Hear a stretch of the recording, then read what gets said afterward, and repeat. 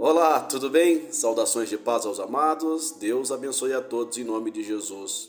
Sou eu novamente, Pastor Antônio Diogo, passando para conversar com vocês que me seguem no dia a dia, sempre com base naquilo que a Bíblia fala, sempre com base naquilo que a Bíblia pensa, ok?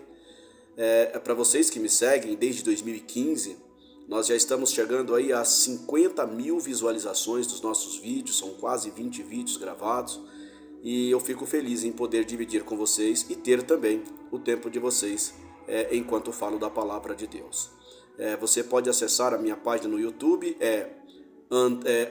arroba Antônio Diogo 2630, arroba Antônio Diogo 2630, clica, visita lá a minha página, são duas playlists, série de bronze e série de bronze B, vídeos sempre falando de assuntos do dia a dia da igreja. Hoje eu quero falar com você sobre o dízimo.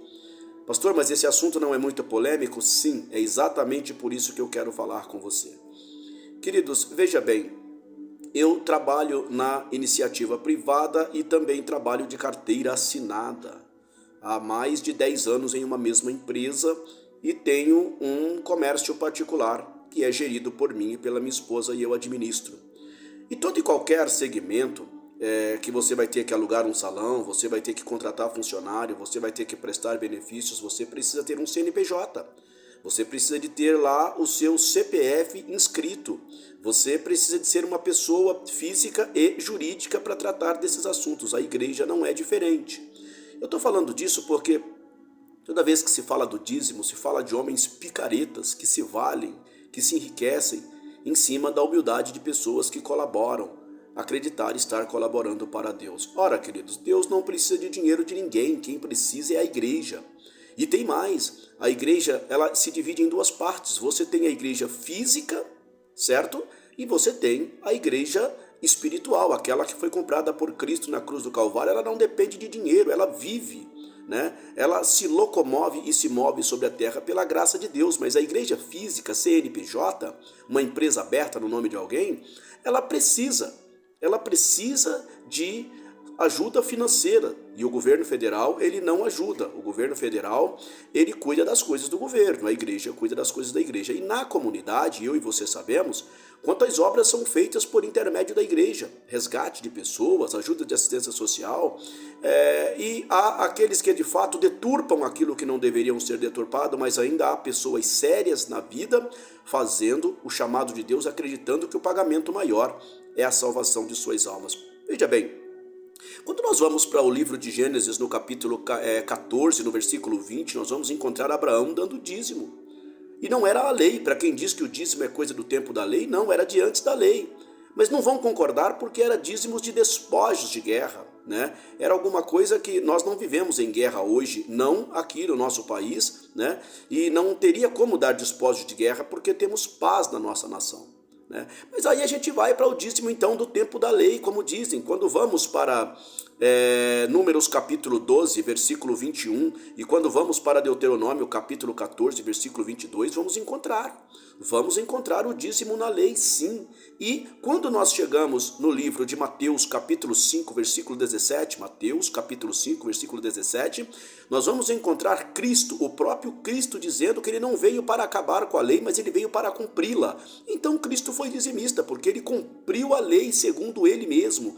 Ele também ajudou as necessidades da igreja física. Mais tarde, nós vamos encontrar inúmeras citações, por exemplo, quando nós vamos para Malaquias capítulo 3, versículo 10, há aqueles que dizem que esse dízimo também não serve porque era dízimo para sacerdotes que estavam roubando a obra de Deus. Ok, não é essa a interpretação, mas eu vou fingir que nós vamos por esse caminho então.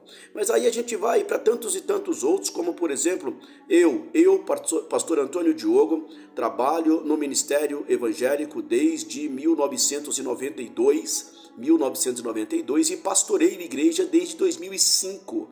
E ela precisa de pagar o seu aluguel, de saldar seus compromissos. E quando eu falo de finanças com a igreja na qual eu também sou dizimista, pastor, o senhor também é dizimista? Sim. O senhor também é ofertante? Sim. eu não vou sugerir então o dízimo de Gênesis 14 porque é de antes da lei.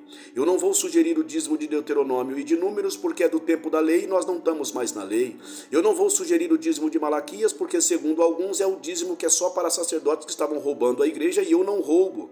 Eu tenho minha plena e absoluta consciência diante de Deus e da minha família. O meu alvo não é ficar rico, até porque trabalho para sustentar a minha casa, mas a igreja, ela precisa de banco, de pagar energia, de pagar água, de pagar seus impostos, e é o povo que precisa de ajudar, ok?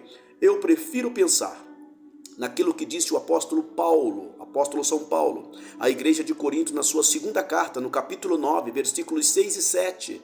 É isso mesmo, no 2 Coríntios capítulo 9, versículos 6 e 7, ele diz o seguinte: quem pouco semeia, pouco também colhe.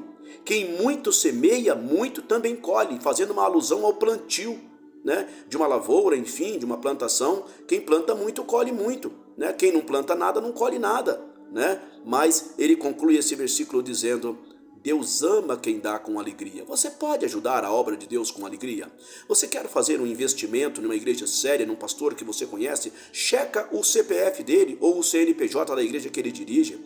É uma instituição séria? Está fazendo a obra de Deus? Está investindo no bairro? Está investindo na sua família? Ajuda, deixa quem faz errado fazer errado. Aos Romanos capítulo 6, versículo 23, diz que o salário do pecado é a morte. Cada um trilhará o seu caminho diante de Deus. Não coloque empecilho para abençoar a igreja do seu bairro. Dízimo e oferta também é coisa de Deus. Forte abraço, Deus te abençoe e até breve. Não esqueça de seguir a minha página, @AntônioDiogo2630 no YouTube. Forte abraço.